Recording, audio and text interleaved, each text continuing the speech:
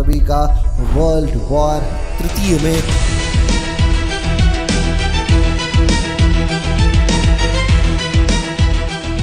मोदी जी ने तो थोड़ा सा हिंट दिया भी था कि ऐसा लॉकडाउन टाइप का चलने वाला है या लॉकडाउन जैसे ही हमें तैयारी रखनी है। हम कोरोना के समय भी एकजुटता से ऐसी चुनौतियों का सामना कर चुके हैं। अब हमें फिर से उसी तरह तैयार रहने की आवश्यकता है। आप ऐसा समझें कि यूएसए का एक बहुत बड़ा हिस्सा किस पे फोकस ये करता है, वो है एशिया के ऊपर में। ये चाहता है कि ये एशिया के ऊपर कैसे भी करके ये फोकस बना के रखे। एक ड्रोन आया और अरामको के ऊपर गिरा। अरामको क्या है मित्रों? अरामको सऊदी अरेबिया की सबसे बड़ी सरकारी कंपनी है जो तेल शोधन इत्यादि में कार्यरत है। कुवैत ने एक एडवाइजरी जारी की है जिसमें उसने कहा है कि हमारे यहाँ से तकरीबन 240 किलोमीटर की दूरी पे रेडिएशन लीक होने की संभावना है, लिहाजा आप लोग क्या करें, खिड़कियां बंद रखें, विंडोज को बंद रखिए। मनी युद्ध पे चल रहा है। ईरान के लिए तो अब सोने पे सुहागा है कि उसने देख लिया अपनी ताकत। अभी तक वो लोगों को डराता था कि नहीं नहीं ये स्ट्रेट ऑफ हॉर्मुज हमारा है, लेकिन अमेरिका ने हमला करके कंफर्म करा दिया कि ये उसी का ही हिस्सा है, कि ईरान इस युद्ध को किसी भी हाल में छोड़ेगा नहीं। और ईरान के सपोर्ट के लिए जो आगे आया है वो है चाइना। नमस्कार, स्वागत है आप सभी का आज के एक अति विशिष्ट विषय पे जो कि वैश्विक मुद्दा है। मेरा नाम डॉक्टर शिवम मिश्रा है और मैं राजनीति शास्त्र का छात्र रहा हूँ और इस नाते मैं समझता हूँ कि मैं आप सभी के सामने कुछ अति विशिष्ट विषयों पे जो इस समय पूरे वर्ल्ड की क्राइसिस में चल रहा है, मैं अपना पर्सपेक्टिव आप सभी के सामने रखूँ। मैं शुरू करना चाहता हूँ साजिद अल अंसारी जो कि कतरी फॉरेन मिनिस्टर है उनके बयान के साथ में। साजिद अल अंसारी ने मित्रों एक बहुत ही अच्छा बयान दिया जिसमें उन्होंने कहा कि किसी भी देश का पूर्ण विनाश असंभव है। और ये शब्द इतने विशिष्ट शब्द हैं जिनको समझने के लिए हम सभी के लिए समझता हूं मैं कि एक लंबा अरसा लगेगा कि व्हाट इज पूर्ण विनाश। आखिर अमेरिका और ईरान और इजराइल ये इतने सारे कॉन्फ्लिक्ट्स के साथ आगे बढ़ क्यों रहे हैं? हमारे सामने सारा का सारा मुद्दा यही है। इतना कॉन्फ्लिक्ट हो क्यों रहा है? सारा विषय आज हम लोग डिकोड कर लेंगे अपने इस 1 घंटे के, आधे घंटे के, जितने भी विषय में मैं आपसे जितने समय तक आपसे बात करूं।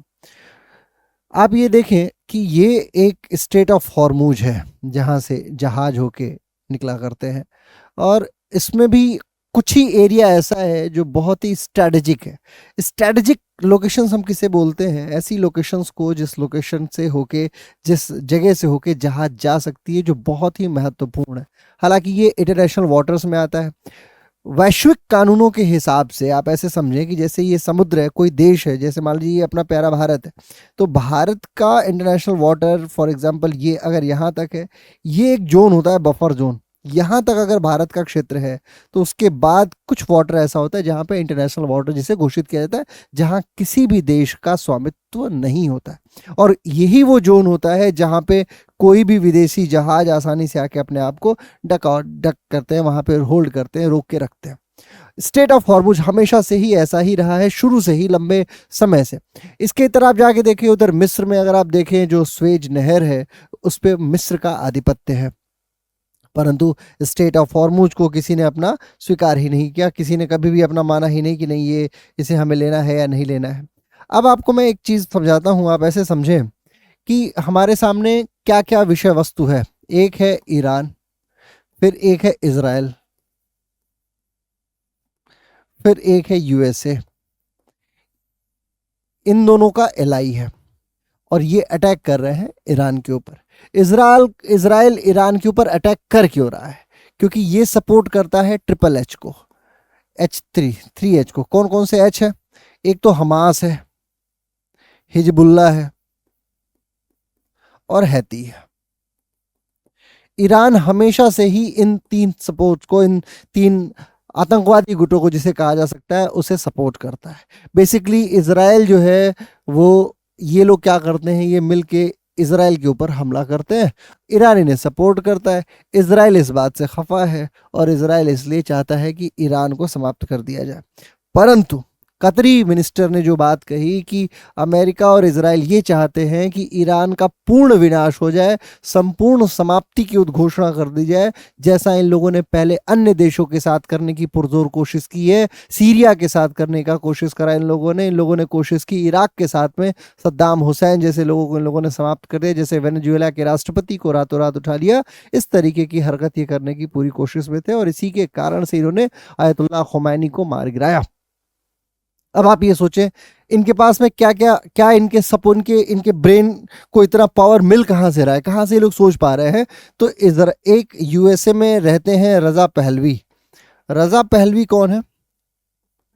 अपने आप को ये क्राउन प्रिंस कहते हैं कि मैं क्राउन प्रिंस हूँ, क्योंकि पहलवी साम्राज्य जो था उसके ये अभी वारिश हैं और फिलहाल अमेरिका में इनका प्रवास है। ये कहते हैं कि इजराइल के लोगों हम लोग ईरान के लोगों हम लोग पर्शियन हैं, हम पर्शिया से आए हैं, हमारा देश पर्शिया नाम से था, हम लोग प्राचीनता को स्वीकार करते हैं, क्योंकि इनके जो पिताजी थे वो ऑलमोस्ट वेस्टर्न विचारधारा के एक तरीके से उनको सपोर्ट करते थे, वेस्टर्नाइजेशन के पक्ष में थे, सारी चीज़ें वेस्टर्न आइडियोलॉजी को ये फॉलो करते थे। जो कि ईरान बहुत ही स्ट्रेटेजिक लोकेशन है। आप ऐसा समझें कि यूएसए का एक बहुत बड़ा हिस्सा किस पे फोकस ये करता है, वो है एशिया के ऊपर में। ये चाहता है कि ये एशिया के ऊपर कैसे भी करके ये फोकस बना के रखे, और एशिया के लिए इसको कुछ लोकेशन सही होती हैं। जैसे सऊदी अरेबिया में इसने बेस बना लिया, जैसे इसने कतर के ऊपर बेस बना रखा है।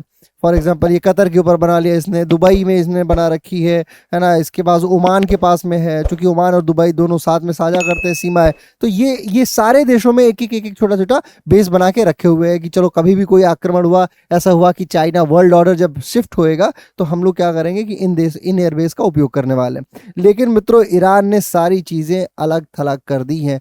ये अकेला इधर ईरान मान लीजिए और ये यूएसए का खेमा मान लीजिए।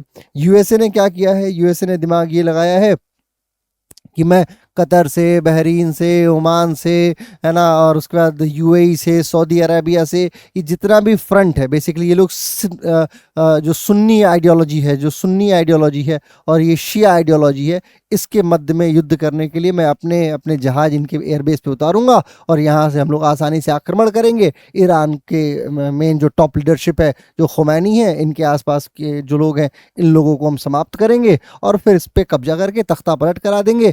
पहले इन लोगों ने पूरी कोशिश की कि वहाँ के अंदर वहाँ के जो लोग हैं, जो लोकल लोग ईरान के हैं, उन लोगों को कैसे प्रोवोक किया जाए ताकि वो खुद ही सत्ता परिवर्तन को कर दे। लेकिन ये जो इस्लामिक शासन है ये इसको आगे नहीं बढ़ने दिया और ये फेल हुआ, ये पूरा का पूरा वाकया। फिर इन लोगों ने डायरेक्ट अटैक करके खुमैनी को मार दिया। उसके बाद अब ईरान के सामने एक बड़ा जो चैलेंज रहा है वो है कि कैसे इनके युद्ध को टैकल किया जाए। तो इन लोगों ने एक स्ट्रेटजी अपनाई है, ड्रोन स्ट्रेटजी।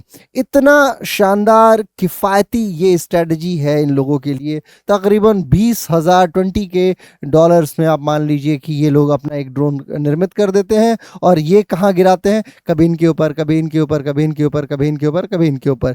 एक ड्रोन आया और अरामको के ऊपर गिरा। अरामको क्या है मित्रों?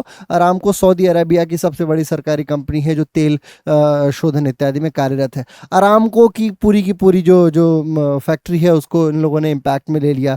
स्ट्रेट ऑफ हॉर्मुज से किसी को जाने नहीं दे रहे हैं, सारी की सारी जहाज़ें यहाँ रुकी हुई हैं। अभी इनका एक स्टेटमेंट था ईरान के गवर्नमेंट का कि हम लोग सिर्फ 4-5 देशों को जाने देंगे। किसको किसको? तो देखिएगा, एक चाइना को इन्होंने कहा कि चाइना जाएगा, दूसरा कहा कि रशिया की जहाज़ें जाएंगी, तीसरा किसको कहा? इन्होंने इंडिया का नाम लिया कि इंडिया भी जाएगा। इसके अलावा इन्होंने कहा पाकिस्तान भी जाएगा, हम पाकिस्तान को भी अलाउ करते हैं।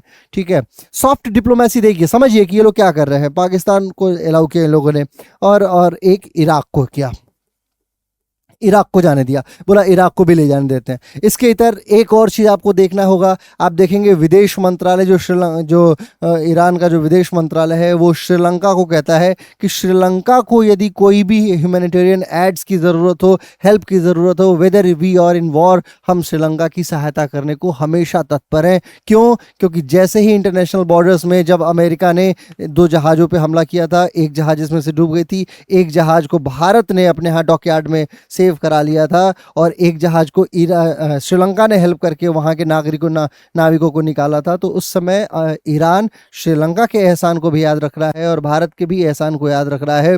कई लोग तो ऐसा भी कहते हैं कि भारत ने ईरान के एक जहाज को अगवा कर रखा है, नेवल शिप्स ने उसे कंट्रोल कर रखा है, क्योंकि यहीं पे भारत आई थी वो हमला करने के लिए, प्रैक्टिस करने के लिए। और प्रैक्टिस करने के दौरान इन लोगों ने क्या किया कि उसको रोक रखा है। हो सकता है उसी के कारण से ये प्रेशर बना पा रहे हो जिसके कारण से ये जहाज को आने दे रहा है। हालांकि ये गलत थियरी है, ये वैसी थियरी नहीं है जिस थियरी पे हम लोग कार्य करते हैं। विदेश नीति ऐसे कार्य नहीं करती है, इतने प्रेशर्स के समय में ऐसे प्रेशर्स नहीं क्रिएट करती है। और भारतीय विदेश नीति तो एटलीस्ट ऐसा बिल्कुल भी नहीं करती है कि वो मौके का फायदा उठाए। हमारे लिए हमारे आइडियोलॉजीज बहुत मायने रखते हैं। तो मैं समझता हूँ कि जैसी हमारी टॉप लीडरशिप है, एस जयशंकर जैसे विदेश मंत्री हैं और रणधीर जायसवाल जैसे टॉप लेवल के डिप्लोमैट्स हैं, तो मैं समझता हूँ कि हम लोग बहुत ही शानदार कार्य कर रहे हैं वैश्विक स्तर पे।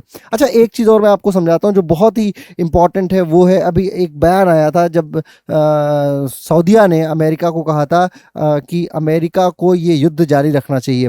उन्होंने क्या कहा, सऊदीया के क्राउन प्रिंस जो है, उन्होंने कहा कि सऊदी ने कहा यूएसए से कि आप ये युद्ध जारी रखें।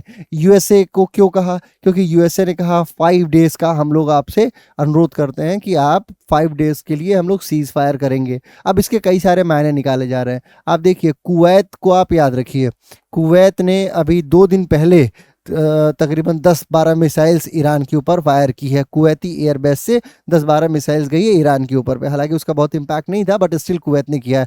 कुवैत ने एक एडवाइजरी जारी की है जिसमें उसने कहा है कि हमारे यहाँ से तकरीबन 240 किलोमीटर की दूरी पे रेडिएशन लीक होने की संभावना है, लिहाजा आप लोग क्या करें, खिड़कियाँ बंद रखें, विंडोज़ को बंद रखिए, और जो भी न्यूक्लियर्स के साथ में चीज़ें की जा सकती है न्यूक्लियर इम्पैक्ट को कम करने के लिए, वो इन लोगों ने एडवाइजरी बाकायदा मिलिट्री के थ्रू जारी कराई है।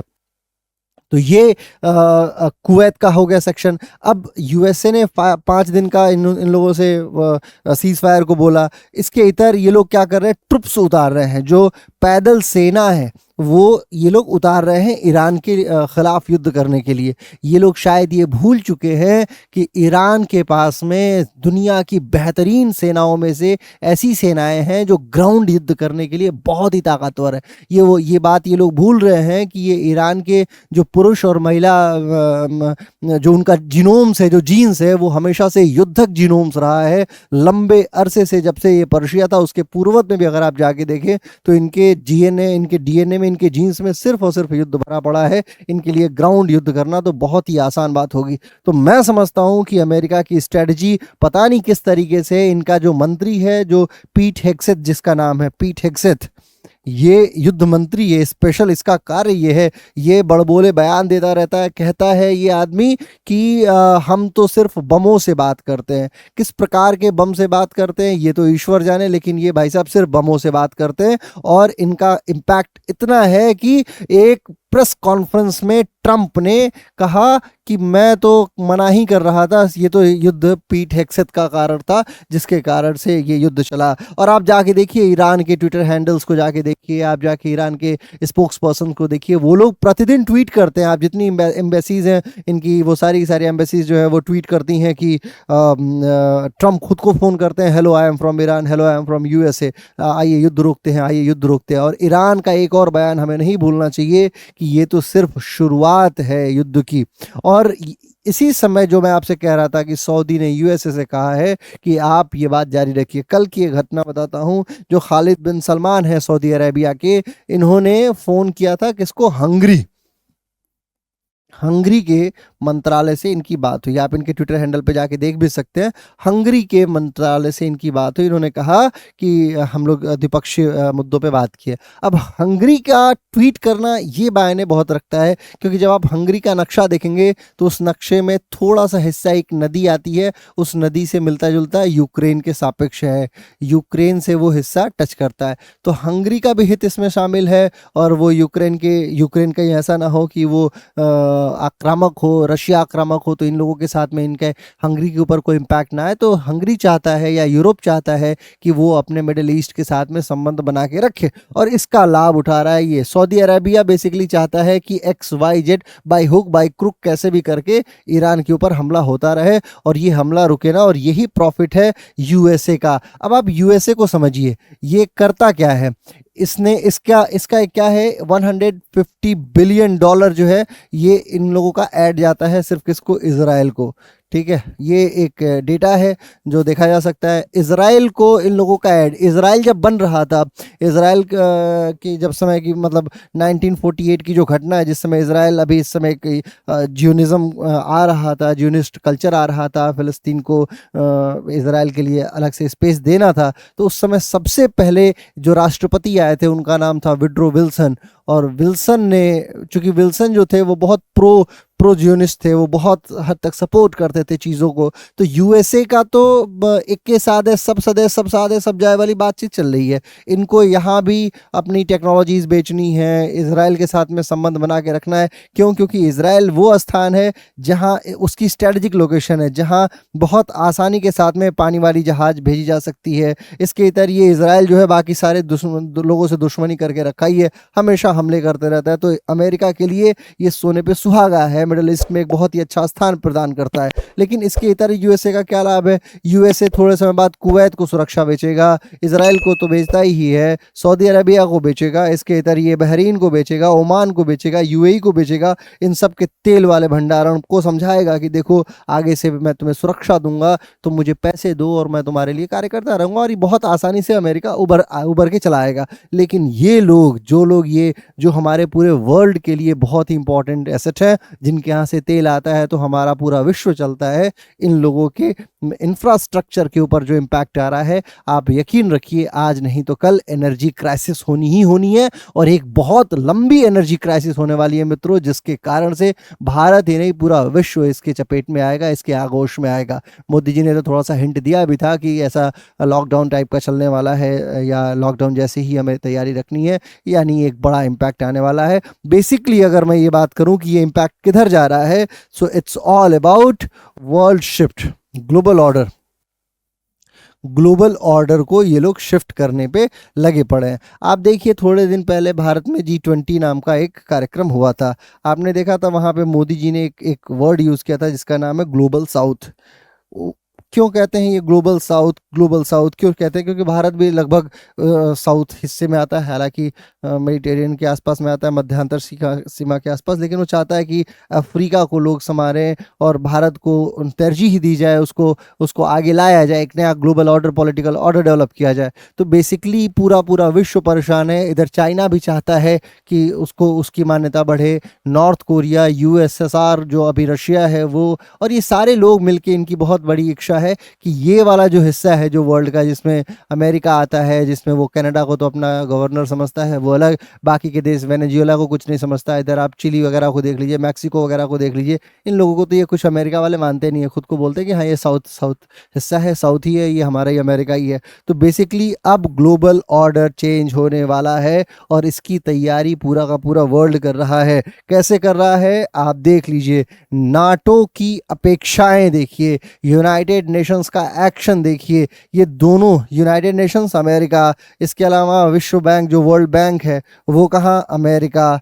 तो ये सारी चीज़ें अब ये इन सब के सापेक्ष नई चीज़ें बनाई जा रही है। इसी समय आपको एक बात और नहीं भूलनी है, वो है ब्रिक्स नेशन जो है वो basically Brazil, Russia, India, China और साउथ अफ्रीका था। अभी इसको ऐड करके, एक्सटेंड करके इन लोगों ने कुछ और देश उसमें ऐड कर लिया है, जिसमें ईरान हो गया, इथोपिया हो गया, है ना, ऐसे देश हैं। तो इसमें ईरान भी है। अब आप ये सोचिए कि चाइना ऑलरेडी ब्रिक्स के थ्रू इसकी सहायता करेगा, अफ्रीका तो खैर उसकी जो जितनी योग्यता है ये, इंडिया डिप्लोमेटिकली हमेशा खेलता है। हम लोग क्या करते हैं, हम लोग का एक मूवमेंट है, नॉन अलाइनमेंट मूवमेंट, हम किसी के पक्ष में होते नहीं हैं, इनडायरेक्टली चीज़ों को टैकल कर रहे होते हैं, और ये हमारी स्ट्रेटजी का सबसे शानदार हिस्सा है। पंडित जवाहरलाल नेहरू के ज़माने से चलता चला आ रहा है, और ये स्ट्रेटजी हमारे लिए हमेशा से कारगर रही है। इसके अलावा आप रशिया की बात कर लीजिए, रशिया हमेशा से अमेरिका के विरुद्ध रहता है। अभी इसराइल के पक्ष में एक बड़ी फनी बात मैं आपको बताता हूँ। कल किसी ने पुतिन से पूछा कि भाई साहब इसराइल के ऊपर आप हमला क्यों नहीं कर रहे हैं, तो इन्होंने कहा कि वहाँ वो सारे के सारे लोग रशियन बोलते हैं और वहाँ की 20% आबादी जो है वो रूस से गई है, हम इसराइल के ऊपर हमला कर ही नहीं सकते।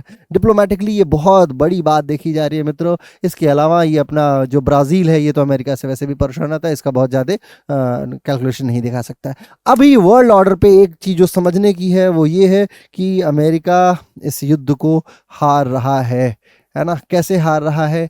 क्योंकि अब इसका बजट जो है, आप देखिए कितना बड़ा बजट यहाँ से रिलीज होती है। इंटरसेप्टर मिसाइलें जो है वो होती है तकरीबन $100,000 की, मान लीजिए, ठीक है, $100K की। और यहाँ से जो ड्रोन्स आते हैं छोटे छोटे, ये $20K के हैं। तो अगर इतने कम में एक यहाँ से ड्रोन निकलता है, इसके अलावा आजकल मिसाइलें आ रही हैं ईरान की तरफ से, वो क्या है, वो क्लस्टर मिसाइल्स हैं।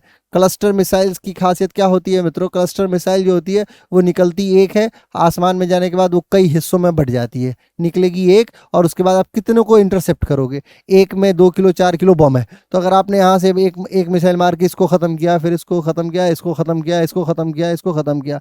क्लस्टर मिसाइल्स की कीमत कितनी? $50,000 मान लीजिए। और आपका जो ये आयरन डोम है इसराइल के ऊपर जो हमला हो रहा है ना, आयरन डोम हो गया, उसके बाद फिर अमेरिका की विभिन्न प्रकार की जो सुरक्षा प्रणाली है उन सबको भेजने के लिए कितना, 1 2 3 4 5 तकरीबन $500,000 आपको खर्च करना पड़ रहा है। वो 50 में कार्य कर ले रहे हैं। तो अब ये पूरा का पूरा जो ऑर्डर है वो शिफ्ट हो चला है किस पे? मनी युद्ध पे। ये सारा का सारा हिस्सा मनी युद्ध पे चल रहा है। ईरान के लिए तो अब सोने पे सुहागा है कि उसने देख लिया अपनी ताकत। अभी तक वो लोगों को डराता था कि नहीं नहीं ये स्ट्रेट ऑफ हॉर्मुज हमारा है, लेकिन अमेरिका ने हमला करके कंफर्म करा दिया कि ये उसी का ही हिस्सा है। क्योंकि स्ट्रेट ऑफ हॉर्मुज से एक चीज़ मैं आपको समझाता हूँ, आप ऐसे समझें, ये स्ट्रेट ऑफ हॉर्मुज है, लंबा चौड़ा हिस्सा है, 20-22 किलोमीटर की पट्टी है, तो इसमें से कुछ ही हिस्सा है जहाँ से जहाज जा सकती है, क्योंकि उसकी डेप्थ, उसकी गहराई जो है वो व्यापक है। हर जगह से नहीं, तो क्या ऐसा नहीं हो सकता कि जहाज इधर से ये अरेबियन गल्फ से होकर निकल के चली जाए? नहीं, ऐसा नहीं हो सकता। क्यों? क्योंकि यहाँ पे गहराई उतनी नहीं है जहाँ से हैवी जहाज आसानी से ट्रांजिट कर सके, फॉलो कर सके। तो ये पीछे का हिस्सा बहुत इंपॉर्टेंट है इनके लिए। अब ये इसमें क्या किया ईरान ने कहा है कि भाई साहब $2 लाख आपको देना होगा अगर आप यहाँ से गुजरते हैं तो। और कुछ कंपनियों ने तो दिया भी है अपनी जहाज़ों को पार कराने के लिए। तो ये हमारे सामने बहुत ही महत्वपूर्ण हिस्सा है। एक और चीज़ बताता हूँ, आपने दो लोगों का नाम सुना होगा। एक है गेराल्ड एफ फोर्ड,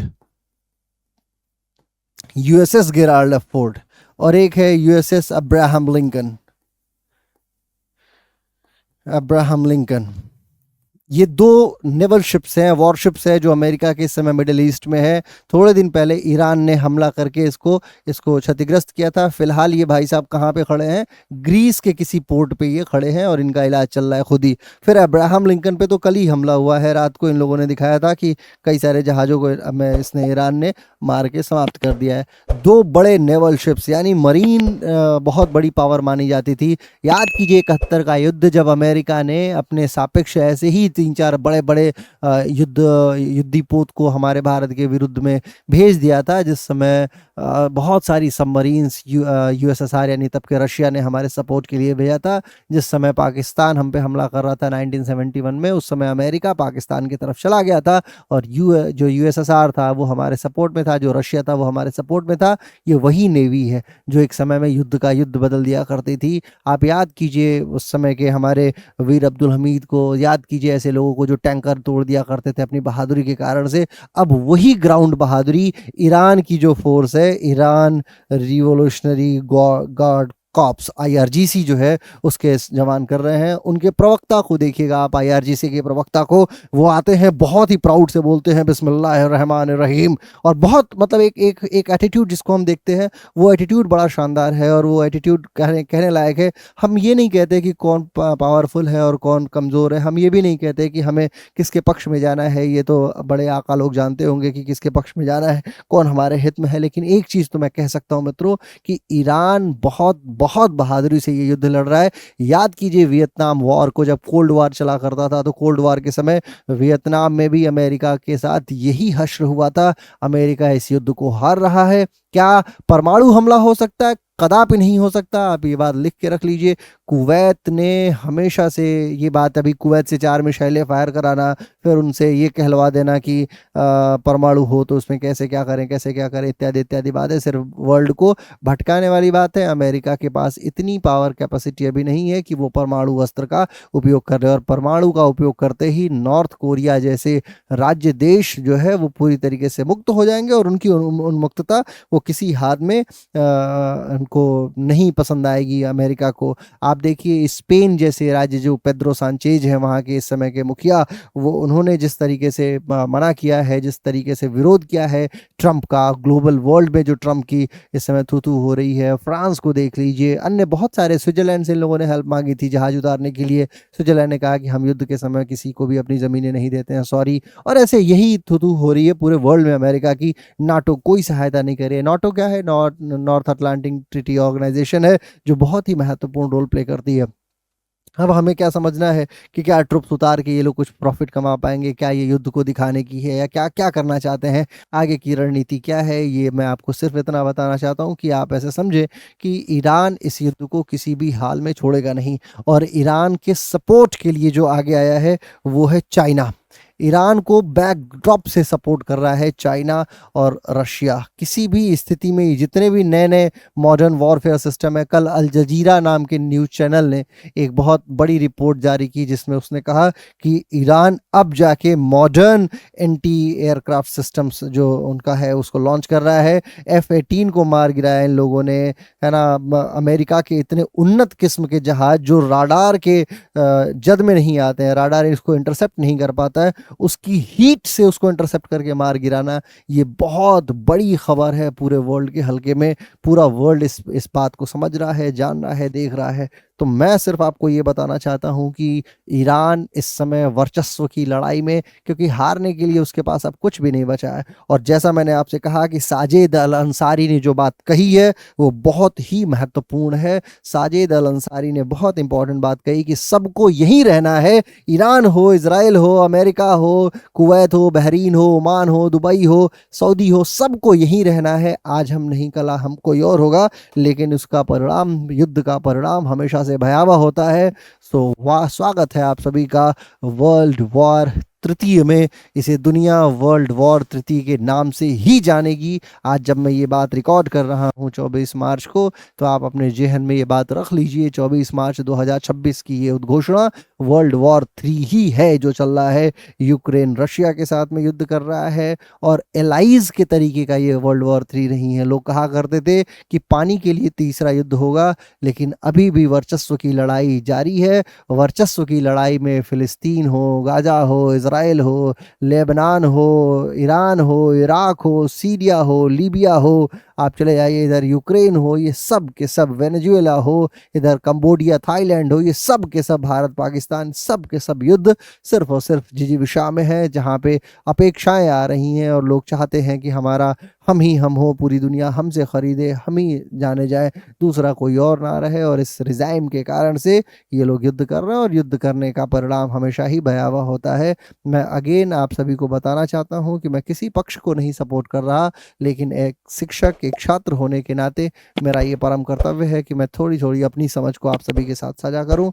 बाकी आगे की वीडियोस में देखते हैं क्या होता है। अगर कुछ हुआ इन फ्यूचर तो निश्चित तौर पे हम लोग बातें करेंगे। बहुत बहुत आभार, धन्यवाद, नमस्कार।